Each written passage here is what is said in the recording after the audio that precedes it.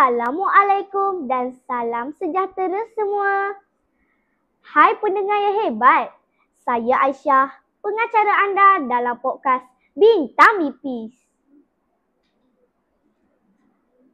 Pada hari ini, kita akan mendengar kisah inspirasi daripada seorang murid yang sangat aktif dan berjaya dalam pelbagai bidang.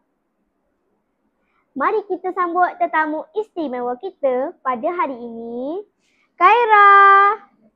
Hai semua, saya Nur Khaira Afina binti Muhammad Hairul. Terima kasih sebab jemput saya pada hari ini. Saya rasa sangat teruja nak berkongsi sedikit kisah kejayaan saya. Wah, kami pun teruja, Khaira. Saya dengar awak ni bukan biasa-biasa. Macam-macam kejayaan dah dicapai.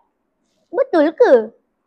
Hehehe, Alhamdulillah Aisyah. Saya cuma suka mencuba benda baharu dan tidak mudah berputus asa. Saya percaya kalau kita rajin dan ikhlas, kejayaan akan datang. Tu dia, kata-kata semangat dari Khaira. Jadi, boleh Khaira ceritakan sedikit tentang kejayaan yang paling bermakna buat Khaira setakat ni? Antara yang paling bermakna ialah bila saya menjadi Johan Nilam peringkat daerah dan tempat ke-6 peringkat negeri. Saya memang suka membaca sejak kecil dan program Nilam ni banyak mengajar saya tentang keyakinan diri dan kepimpinan. Wah, hebatnya Khaira. Membaca ni memang jabatan ilmu. Tapi, saya dengar Khaira ni bukan setakat hebat dalam akademik je, tapi juga dalam kurikulum.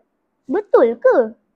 Ya betul. Saya pernah sertai wawancara Badan Beruniform Puteri Islam dan menang tempat ketiga. Lepas tu saya juga menang tempat ketiga dalam pertandingan tarian peringkat daerah. Seronok sangat sebab dapat belajar kerja berpasukan. Bukan main aktif Khaira ni. Ada lagi ke kejayaan lain yang Khaira nak kongsi? Ada, saya berjaya lulus kredit taekwondo, pernah masuk kuis online peringkat kebangsaan dan baru-baru ini Aisyah, saya menyertai paran pengakap peringkat antarabangsa. Wah, mantap sungguh. Khaira ni contoh murid yang seimbang. Kuat belajar, aktif bersukan dan berani mencuba. Macam mana Khaira bahagikan masa antara belajar dan semua aktiviti ni? Saya buat jadual sendiri Aisyah. Bila waktu belajar, saya fokus belajar. Bila waktu kurikulum, saya bagi sepenuh tenaga. Yang penting, disiplin dan sokongan daripada guru dan keluarga. Betul tu Khaira. Tanpa disiplin, susah nak capai kejayaan. Sebelum kita akhiri podcast ni, Khaira ada tak nak beri sedikit pesanan kepada kawan-kawan yang sedang mendengar ni? Saya nak pesan kepada semua rakan, jangan takut untuk mencuba. Setiap kegagalan ada peluang untuk belajar. Teruslah berusaha, berdoa dan hormati guru serta ibu bapa. InsyaAllah kejayaan akan datang kepada yang sabar. Subhanallah, indah betul kata-kata Khaira. Terima kasih banyak sebab sudi berkongsi kisah dan semangat kejayaan bersama kami hari ini. Terima kasih juga Aisyah. Semoga kita semua berjaya bersama. Dan itulah dia kisah inspirasi daripada Khaira.